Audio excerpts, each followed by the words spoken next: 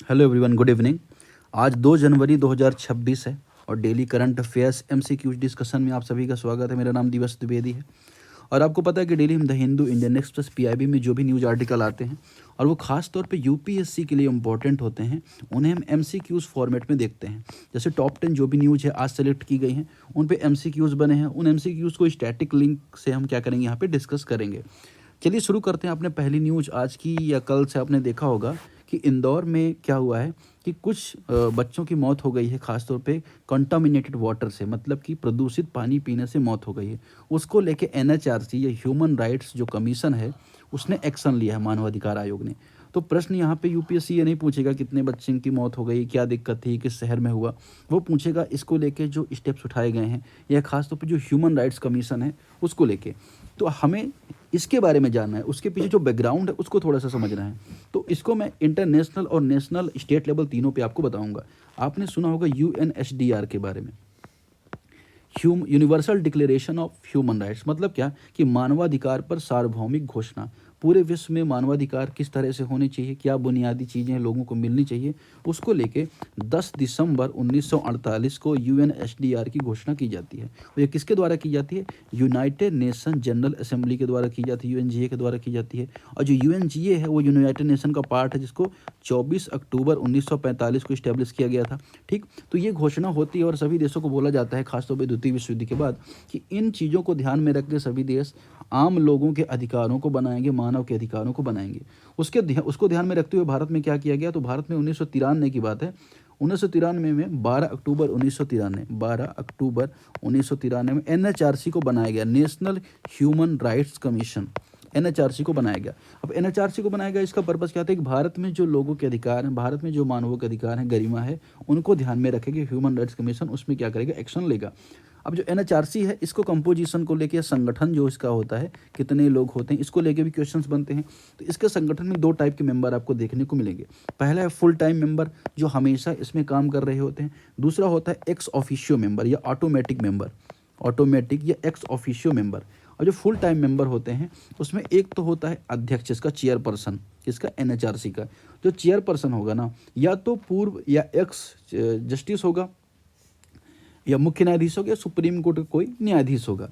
दूसरा अगर हम देखें, जो मेंबर्स होते हैं फुल टाइम जो कंपोजिशन, उसमें जो मेंबर्स होते हैं उसमें एक सुप्रीम कोर्ट का जो न्यायाधीश होता है वो होता है, एक हाई कोर्ट का न्यायाधीश होता है, या मतलब हाई कोर्ट में जो जज रह चुका है वो रिटायर्ड जज होता है। इसके अलावा 3 स्पेशलिस्ट होते हैं जो मानवाधिकार संबंधित होते हैं, और एक उसमें महिला होती है।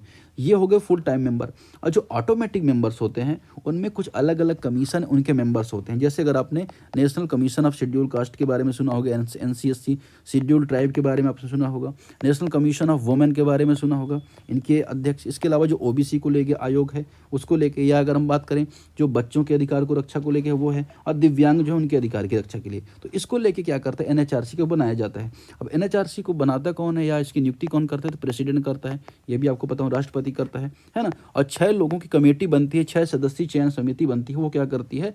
एनएचआरसी के जो मेंबर्स अगर हम बात करें उनको क्या करती है? उनको अपॉइंट करती है। ठीक है, ये आपने पता किया। अब इसमें जो 6 सदस्यीय जो कमेटी बनती है उसमें कौन कौन होते हैं? पीएम होते हैं, लोकसभा के जो नेता होते हैं वो होते हैं, राज्यसभा के जो उपाध्यक्ष होते हैं, अगर आप बात करें डिप्टी स्पीकर होते हैं वो होते हैं, दोनों जो लोकसभा राज्यसभा दोनों के अपोजिशन लीडर होते हैं वो होते हैं, और मिनिस्ट्री ऑफ होम अफेयर्स, गृह मंत्रालय, गृह मंत्री होते हैं। तो ये 6 लोग मिलकर किसका चयन करते हैं? पूरी जो एनएचआरसी है उसमें जो कमेटी उसका यहाँ पे चयन करते हैं, और इनका कार्यकाल 3 वर्ष होता है, और 70 वर्ष की उम्र तक ये क्या कर सकते हैं? काम कर सकते हैं। तो ये सारा कंपोजिशन हुआ किसके बारे में? एनएचआरसी के बारे में। जो मानवाधिकार के उल्लंघन उनके बारे में सुनेंगे, सुमोटो नोटिस लेंगे, बहुत सारा काम करेगा। लेकिन हाँ, इसका कॉन्स्टिट्यूशनल स्टेटस नहीं है, संवैधानिक दर्जा इसको नहीं मिला है। चलिए अब स्टेटमेंट देखते हैं। यहाँ पे बात हो रही है, NHRC can take suo motu cognisance of human rights violation based on the media reports. Media reports के आधार पर सुमोटो नोटिस ले सकता है, दैट इज एब्सोल्युटली राइट। दूसरा, the right to clean drinking water is derive from the article 21 of the constitution. अब स्वच्छ पेयजल को लेकर यहाँ पे अधिकार की बात हो रही है, तो जो पानी पीने का अधिकार हमारा फंडामेंटल राइट आर्टिकल 21 से निकलता है, ये स्टेटमेंट है। तीसरा स्टेटमेंट है, NHRC has the power to direct punish state official for negligence, NHRC लापरवाही में राज्य के अधिकारियों को दंडित कर सकता है। नहीं, यहाँ पे उसको पनिश नहीं कर सकता। ये स्टेटमेंट एक्सट्रीम स्टेटमेंट है। सिर्फ क्या कर सकता है, सू मोटो नोटिस ले सकता है, दस्तावेज मंगवा सकता है, केंद्र सरकार राज्य सरकार से रिपोर्ट ले सकता है, मुआवजे की मांग कर सकता है, लेकिन सजा नहीं दे सकता। ठीक है, तो ये किसके बारे में था, हमने देखा एनएचआरसी को लेकर जो क्वेश्चन हुए, जो इंदौर में हाल में दुर्घटना हुई। आगे बढ़ते हैं नेक्स्ट क्वेश्चन की तरफ। Regarding the inclusive technology business incubators establish by the department of science and tech, consider the following statements. विज्ञान प्रौद्योगिकी मंत्रालय के द्वारा जो इंक्यूबेटर्स को इस्टेब्लिश किया गया, ये क्या होते हैं? मतलब देखो, जो भी एंटरप्रेन्योर्स होते हैं या जो उद्यमी होते हैं, उनके लिए एक ऐसा प्लेटफॉर्म बनाया जाना चाहिए जिससे वो क्या कर सकते हैं, नई नई टेक्नोलॉजी को डेवलप कर सकें। तो उसको लेके यहाँ पे डिपार्टमेंट साइंस एंड टेक काम कर रहा होता है। तो उसने, अगर हम बात करें, उसके द्वारा इस्टेब्लिश किया गया है इंक्लूसिव टेक्नोलॉजी बिजनेस, क्या नाम है इसका, हाँ, इंक्लूसिव टेक्नोलॉजी बिजनेस इंक्यूबेटर्स, इसको इस्टेब्लिश किया गया है। ठीक है, अब इसमें स्टेटमेंट्स क्या है कि ITBIs है, इसको लोकेटेड विद इन यूनिवर्सिटी के अंदर इनको बनाया गया है, and higher education institution, university के अंदर और हायर एजुकेशन संस्थाओं में बनाया गया इसको, ITBIs को, जो इंक्यूबेटर्स हैं उनको। दूसरा, there objective includes promoting inclusive innovation beyond metropolitan city, उनका उद्देश्य महानगरों से आगे समावेशी इंक्लूसिव नवाचार को बढ़ावा देना। देखिए इनका पर्पज क्या है, देखिए Tier 1 जो सिटीज़ है ना, ऑलरेडी वहाँ पे साइंस एंड टेक डेवलपमेंट हो रहा है।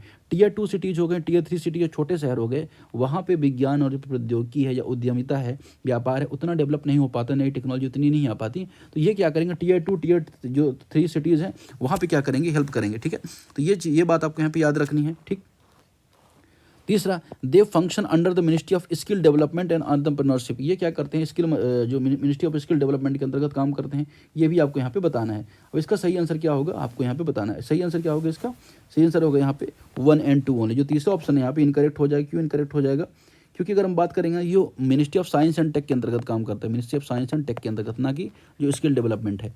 तो ये आपको यहाँ पे याद रखना है। चलिए क्वेश्चन नंबर 3 की तरफ बढ़ते हैं। With the reference of recent reforms introduce by PFRDA, देखिए हर एक जो काम होता है भारत में, चाहे बैंकिंग हो, उसको लेके संस्था एक बनी RBI, reserve bank of India, जो इंश्योरेंस है उसको लेके संस्था बनी हुई है। उसी तरह से जो पेंशन का काम करती है वो एक संस्था है, वो कौन सी रेगुलेट करती है, उसे बोला जाता है PFRDA, है ना। पेंशन का जो फंड है उसको रेगुलेशन करने के लिए संस्था बनी है PFRDA, उसको लेके यहाँ पे क्वेश्चंस बन रहे हैं। अब न्यूज़ क्यों है कि जो PFRDA है उसने नेशनल पेंशन जो सिस्टम है उसमें सस्टेनेबल जो ग्रोथ हो उसको लेके कई रिफॉर्म्स दिए हैं। ठीक है, तो ये यहाँ पे किसने रिफॉर्म्स दिए, PFRDA ने। अब PFRDA इसको एक्ट के माध्यम से बनाया गया था 2013 में सरकार ने एक्ट लेके आई, उसके तहत इसको इस्टेब्लिश किया गया। और इसका काम क्या था कि जो नेशनल पेंशन स्कीम है या नेशनल पेंशन जो सिस्टम है, अगर हम बात की अटल पेंशन योजना है, इनको क्या करना, उनको कंट्रोल रखना, उनको बेहतर करना। और पर्पज यह भी है कि वृद्धावस्था में आय की सुरक्षा हो, लोगों के हितों की रक्षा हो, कंज्यूमर्स के हितों की रक्षा हो, यह भी याद रखना। क्योंकि बहुत सारी जो, अगर हम बात करेंगे ना, तो जो कंपनियां होती हैं जो पेंशन के रिलेटेड हैं, फंड लेती हैं, बाद में पता चला गया कि घपले कर रही हैं, तो उनको भी क्या करेंगे, उनसे रिलेटेड जो कंज्यूमर्स हैं उनकी भी रक्षा करेंगे। ये यहाँ पे इसका काम था। ठीक, तो इसको ध्यान में रखते हुए PFRDA को बनाया गया था। अब PFRDA को लेकर यहाँ पे क्वेश्चन है कि scheduled commercial banks are now allowed to act the sponsor of pension fund, जो अनुसूचित वाणिज्यिक बैंकों को पेंशन फंड के प्रयोजक के रूप में कार्य करने की अनुमति दी गई है। ये यहाँ पे पहला स्टेटमेंट कह रहा है। दूसरा स्टेटमेंट है कि national pension system is defined benefit pension system, जो राष्ट्रीय पेंशन प्रणाली है वो एक परिभाषित डिफाइंड बेनिफिट सिस्टम है। दूसरा स्टेटमेंट है। तीसरा, investment management fee directly affect net return to subscriber, जो इन्वेस्टमेंट मैनेजमेंट फ़ी है वो डायरेक्टली क्या करती है, इफेक्ट करती है अंशधारियों को। ठीक है, तो इन तीनों में से सही स्टेटमेंट कौन सा है, सही स्टेटमेंट हो जाएगा 1 and 3, और जो दूसरा ऑप्शन है इसका यहाँ पे एब्सोल्युटली रॉन्ग है। ठीक है, अब ये आपने यहाँ पे इसके बारे में देख लिया। चलिए सही आंसर क्या हो जाएगा, 1 and 3 इसका सही आंसर हो जाएगा। और कुछ आई थिंक इतना सफिशिएंट है, क्योंकि PFRDA के बारे में आपने देख लिया, पेंशन को लेकर चीज़ें आपने देख ली है ना, तो इतना कुछ अब इसमें ज़्यादा जानने के लिए है नहीं।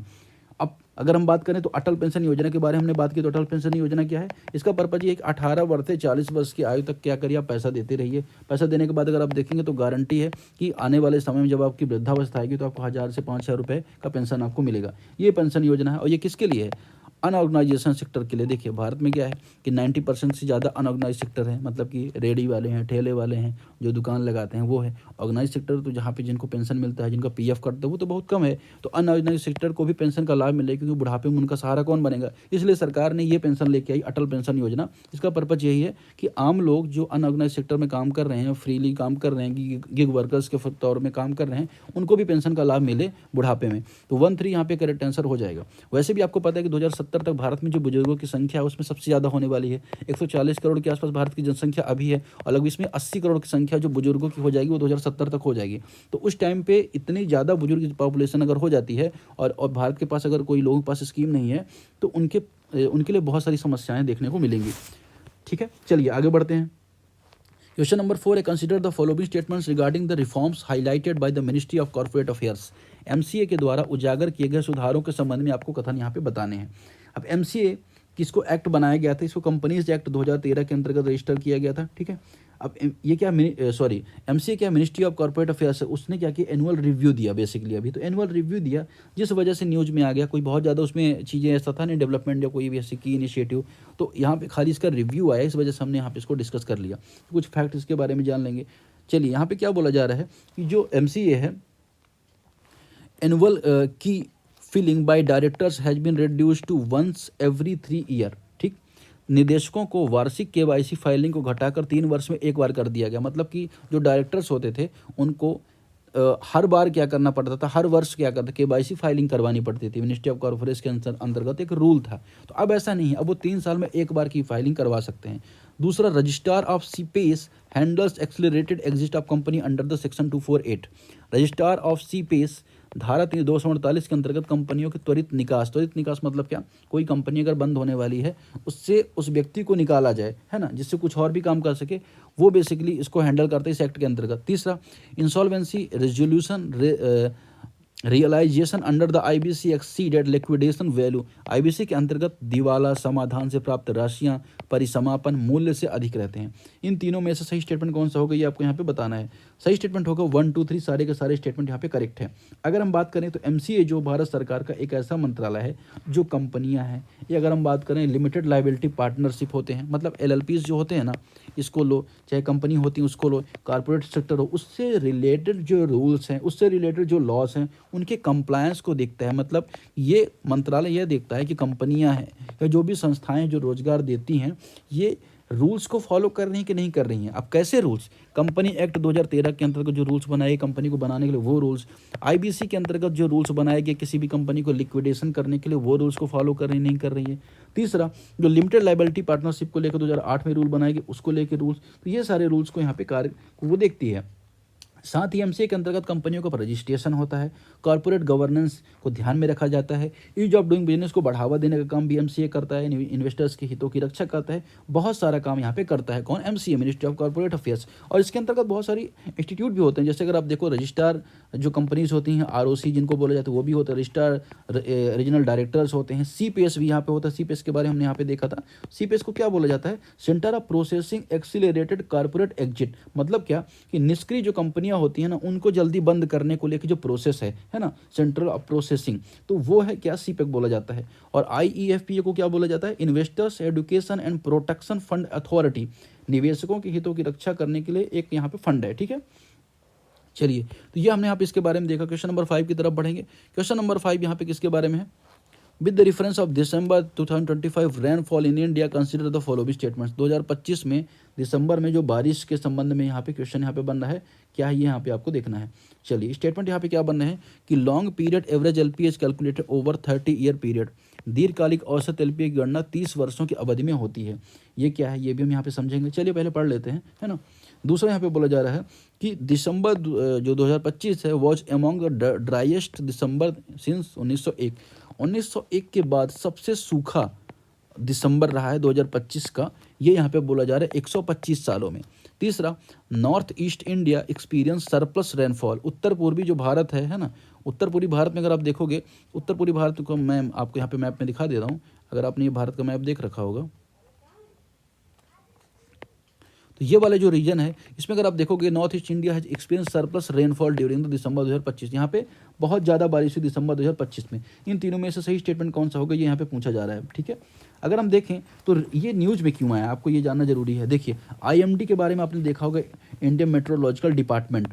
तो ये जो डिपार्टमेंट उसने कहा कि दिसंबर 2025 है ना, 125 साल बाद 5th सबसे बड़ा ड्राइएस्ट जो ईयर रहा है। ठीक, और ऐसा बोला जा रहा है कि इस टाइम पे अगर आप देखोगे 49 मिलीमीटर सिर्फ वर्षा हुई।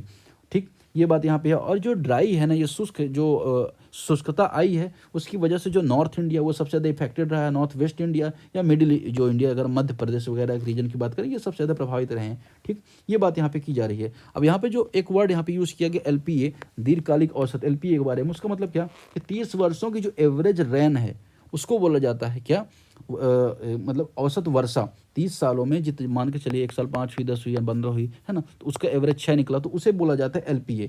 ये बात आपको यहाँ पे याद रखनी है। चलिए अब इसमें सही आंसर कौन सा होगा, अगर हम बात करें तो सही आंसर क्या होगा, इसका सही आंसर होगा A 1 और 2। जो तीसरा ऑप्शन है यहाँ पे इनकरेक्ट हो जाएगा। तीसरा ऑप्शन क्यों इनकरेक्ट हो जाएगा कि पूर्वोत्तर भारत में वर्षा नहीं बल्कि हिमपात हुआ है। मतलब अगर आप देखें तो स्नोफॉल हुआ है कहाँ पे, नॉर्थ ईस्ट इंडिया में, ना कि यहाँ पे बहुत ज़्यादा बारिश हुई है। तो ये बात थी, यहाँ पे हमने इसके बारे में यहाँ पे देख लिया। अब अगर हम थोड़ा सा देख लें कि इसके बारे में IMD के बारे में, ये भी इंपॉर्टेंट हो जाता है कि IMD आखिर है क्या। तो IMD को लेकर यहाँ पे जो क्वेश्चन भी UPSC ने कई बार पूछा है, तो चलिए थोड़ा सा देख लेते हैं। IMD का मतलब क्या, इंडियन मेट्रोलॉजिकल डिपार्टमेंट है भारत सरकार की ऐसी संस्था जो मौसम का पूर्वानुमान है उसको क्या करती है, सजेस्ट करती है। और इसको स्टैब्लिश किया गया था 1875 में।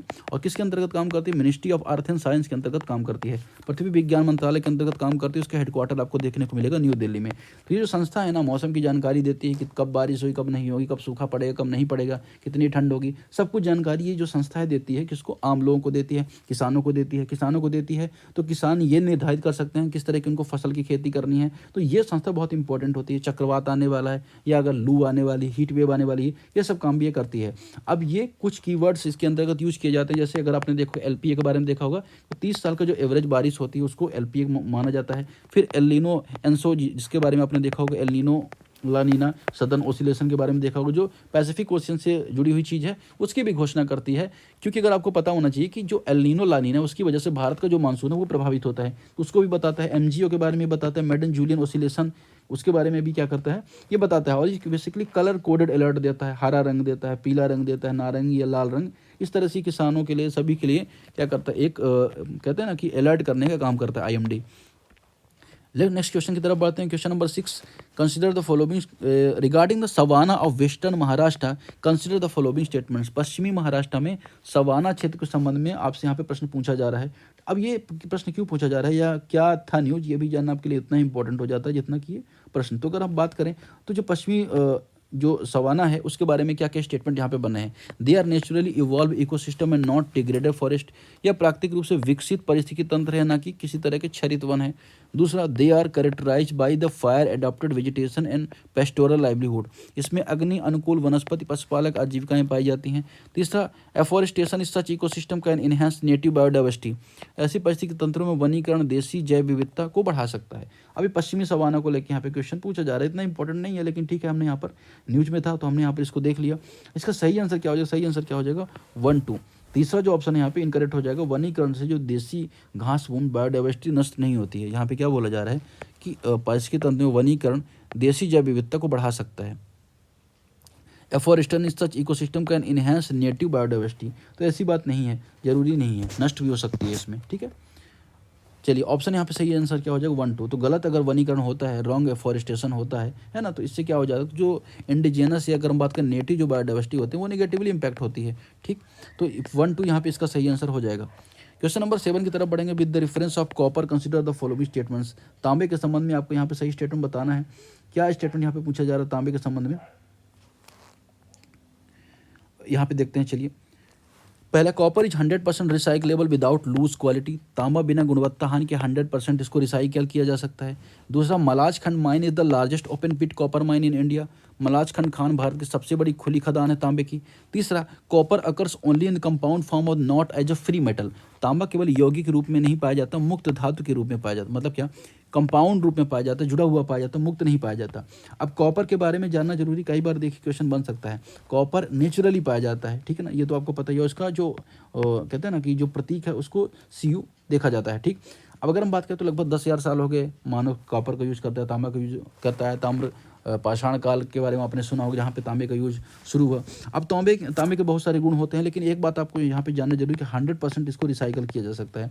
ठीक, और बार बार इसको रिसाइकल किया जाता है ना, तो भी इस चीज़ की जो क्वालिटी होती है वो कम नहीं होती। तो ये बात आपको थोड़ा सा पता होना चाहिए। और ये जो इलेक्ट्रिसिटी होता है ना, उसका गुड कंडक्टर होता है। मतलब क्या, विद्युत का एक अच्छा चालक होता है, विद्युत का प्रवाह इसमें से होता है। तो ये भी आपको थोड़ा सा जानना है तांबे के गुण के बारे में। ठीक, अब तांबा कई खनिजों में पाया जाता है, मुक्त धातु के रूप में ही पाया जाता है प्राकृतिक रूप से। ठीक है, लेकिन कई खनिजों में पाया, जैसे चाल्कोसाइट के बारे में आपने सुना होगा, तो चाल्कोसाइट पाया जाता है, चाल्कोपाइराइट में पाया जाता है, बारनाइट में तांबा पाया जाता है। तो इस तरह से कई सारे खनिजों में पाया जाता है। अब भारत में बहुत सारी इसकी खदानें भी है, जैसे अगर आपने इसके बारे में देखा हो, किसके बारे में, तो जो राजस्थान का खेड़ी है, वहाँ पे तांबे की खान आपको देखने को झुनझुन प्लेट में देखने को मिलेगी। और मध्य प्रदेश का जो मलाजखंड रीजन है, जो बालाघाट में है, वहाँ पे भारत की सबसे बड़ी ओपन पिट जो तांबे की खान, ये बात है यहाँ पे है। और सिंहभूमि जो बेल्ट है ना, झारखंड का सिंहभूमि बेल्ट, वहाँ भी आपको तांबे का सबसे बड़ा भंडार देखने को मिलेगा। ग्लोबली अगर आप देखो तो चिली जो है साउथ अमेरिका का रीजन, अगर आपने ये नॉर्थ अमेरिका का मैप देख रखा होगा, ये साउथ अमेरिका का मैप देख रखा हो, तो ये वाला रीजन चिली, जिसकी कैपिटल सेंटियागो है,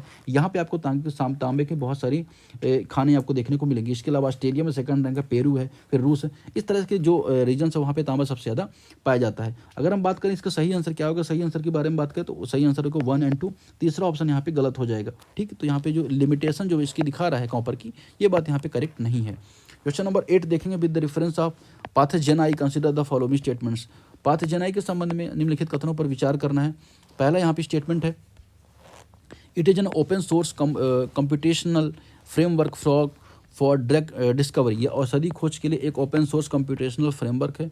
दूसरा, it is artificially accelerated molecular movement to simulate ligand unbinding. यह लिगैंड अनबाइंडिंग के अनुकरण करने के लिए एक आणविक गति को कृत्रिम रूप से तेज करता है, पाथेजिनाई। तीसरा, it estimates drug resistance time on target protein. यह क्या करता है, यह लक्ष्य प्रोटीन पर औषधि के रेजिडेंस टाइम का अनुमान लगाता है। पाथेजिनाई के बारे में, पाथेजिनाई के बारे में थोड़ा सा यहाँ पे न्यूज़ थी, उसके बारे में यहाँ पे थोड़ा सा जानना इंपॉर्टेंट हो ही जाता है। तो चलिए थोड़ा सा इसके बारे में जान लेते हैं। स्टेटमेंट तो सारे आपने देख लिए, लेकिन अगर पाथेजिनाई के बारे में बात करें तो एक ओपन सोर्स कंप्यूटेशनल क्या है, इसका पर्पज क्या है, इसका पर्पज है कि जो ड्रग डिस्कवरी, उसकी जो प्रोसेस है उसको तेज करना, ड्रग जो मॉलिक्यूल्स है उसके बीच जो प्रोटीन है उनके बीच रिलेशन उसका पता लगाना, दवा कब कैसे प्रोटीन से अलग किया जाएगा, ये सारी चीज़ें पता लगाना है ना। और यह प्रक्रिया जो होती है ना, उसे लिगैंड अनबाइंडिंग कहलाती है। ठीक, और अगर हम बात करें दवा की जो इफेक्टिविटी है, अगर हम बात करें ड्रग की इफेक्टिविटी, उसके लिए रेजिडेंट टाइम वर्ड का यूज किया जाता है। अब ये कैसे काम करता है, ये एक बहुत ज़्यादा साइंटिफिक हो जाएगा, इसको हमें इतना डिस्कशन को इतना डेप्थ में ये वाले को नहीं रखना है। खासतौर पे साइंस एंड टेक में आपको पता है कि लिमिटेड क्वेश्चन एप्लीकेशन बेस्ड पूछता है। ठीक है, तो इसका सही आंसर क्या हो जाएगा, 1 और 3 इसका सही आंसर हो जाएगा। It is artificial accelerated molecular movement, ये बात यहाँ पे इनकरेक्ट है, क्योंकि ये कृत्रिम बल आधारित त्वरण से बचाता है। मतलब क्या कि it avoids artificial force based acceleration, avoid करता है फोर्स बेस्ड एक्सेलरेशन को। तो जो दूसरा ऑप्शन यहाँ पे बोला जा रहा है वो इनकरेक्ट है। 1 3 यहाँ पे करेक्ट आंसर हो जाएगा। लास्ट क्वेश्चन देखेंगे, with the reference to the Oreshnik missile consider the following statements. Oreshnik missile को लेके यहाँ पे स्टेटमेंट बन रहा है, उसको लेके थोड़ा सा देखते हैं क्या आंसर सही होगा इसका। ऑप्शन है, it is A intermediate range nuclear capable ballistic missile. Intermediate range की मिसाइल है और न्यूक्लियर कैपेबिलिटी इसके अंतर्गत पाई जाती है। ठीक है, पहला ऑप्शन है। दूसरा ऑप्शन है, it is equipped with the multiple independently targeted re entry vehicles.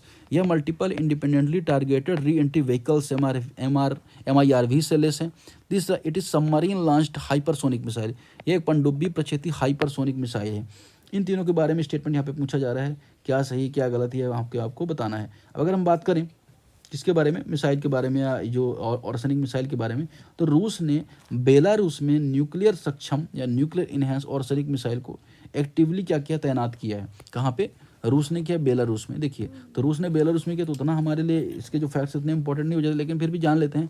Intermediate है, ये बात यहाँ पे करेक्ट है, इंटरमीडिएट मिसाइल है, क्योंकि अगर आप देखो ना, तो जो यूरोपियन यूनियन से जो खतरा है उसको यहाँ पे टैकल करेगी। पहली बार अगर हम बात करें, दूसरी बात क्या कि यहाँ पे 21 नवंबर 2024 को इसको पहला उपयोग किया गया था, और टारगेट ये था कि यूक्रेन का जो डिफेंस इंडस्ट्रियल जो सिस्टम है उसको टारगेट यहाँ पे बनाया गया था। अगर हम बात करें इसकी विशेषताएं, तो लगभग 15 से 18 मीटर की लंबाई है, और मोबाइल लॉन्चर की तरह यूज़ किया जाता है। MRIV जो तकनीक है वह भी इसमें यूज की जाती है, जो multiple independent targeted re entry vehicles, मतलब कई इंडिपेंडेंट टारगेट को कर सकता है और री एंट्री भी कर सकता है ये जाके। तो ऑर्सेनिक मिसाइल सिस्टम की खासियत है, ये रूस ने तैनात किया, कहाँ पे, बेलारूस में।